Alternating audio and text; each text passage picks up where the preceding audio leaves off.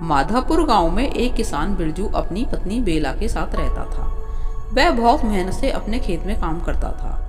एक दिन उसे खेत में काम करते हुए बहुत रात हो जाती है।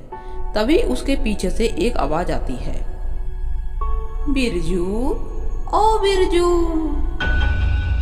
आवाज सुनकर बिरजू चौंक जाता है और इधर उधर देखने लगता है।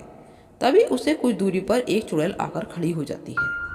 चुड़ैल को देखकर बिरजू के होश उड़ जाते हैं और वह चिल्लाता हुआ अपने घर की ओर दौड़ने लगता है, चुड़ैल बचाओ, चुड़ैल बचाओ।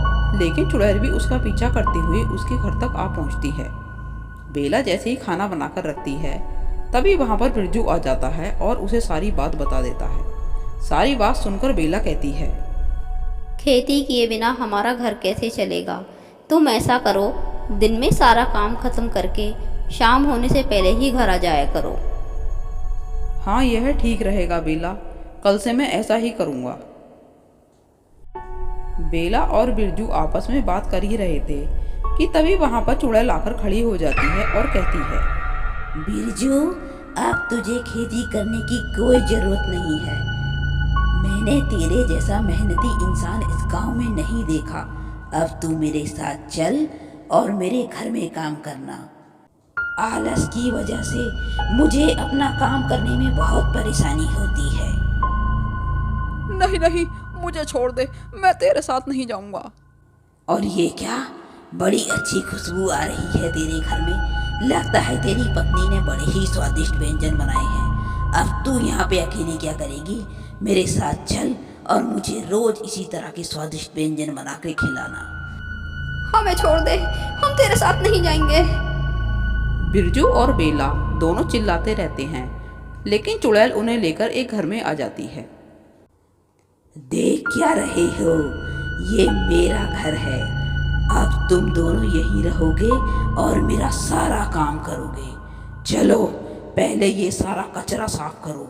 कई सालों से यह कूड़ा यहीं पर पड़ा हुआ है। बेला और बिरजू दोनों घर को साफ करने में लग जाते हैं।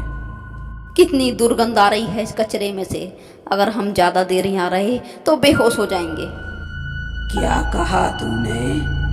अब ज्यादा वक्त बर्बाद मत करो।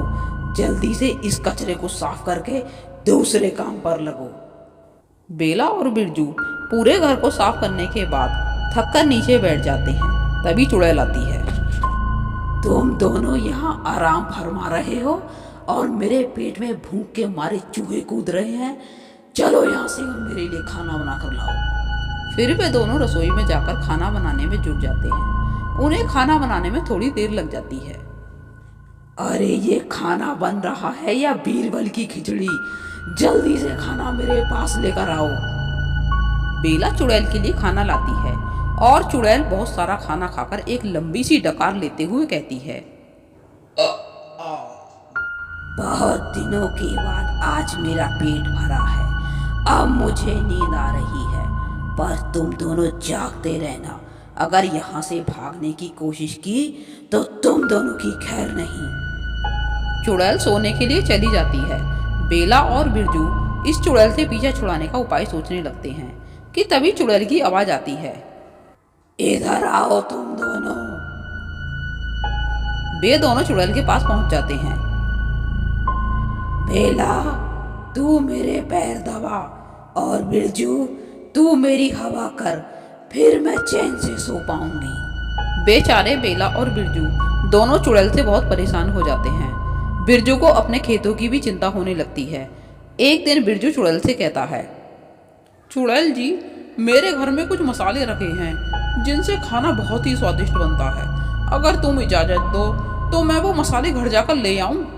चुड़ैल स्वादिष्ट खाना खाने की आदी हो गई थी, इसलिए वह बिरजू को मसाले लेने के लिए भेज देती है। ठीक है, जल्दी जा और जल्दी से लौट कर आ, लेकिन कोई चालाकी करने की कोशिश मत करना, नहीं तो तेरी पत्नी की खैर नहीं। नहीं नहीं, मेरी पत्नी को कुछ मत करना, मैं बस अभी गया और मसाले लेकर अभी आया। फिर उसके बाद बिरजू सीधे तांत्रिक बाबा के पास जाकर उन्हें सारी बात बता देता है। सारी बात सुनकर तांत्रिक बाबा बिरजू को एक अभिमंत्रित जल देते हुए कहते हैं, यह जल किसी तरह से उस चुड़ैल के ऊपर छिड़क देना। इससे तुम्हें उस चुड़ैल से छुटकारा मिल जाएगा।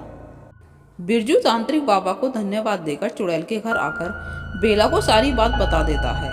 बेला चुड़ैल के लिए खाना बनाती है, जिसे खाकर चुड़ैल सो जाती है। फिर बिरजू उस अभिमंत्रित जल को चुड़ैल पर छिड़क देता है, जिससे उसे मुक्ति मिल जाती है और फिर उसके बाद वे दोनों अपने घर वापस आ जाते हैं।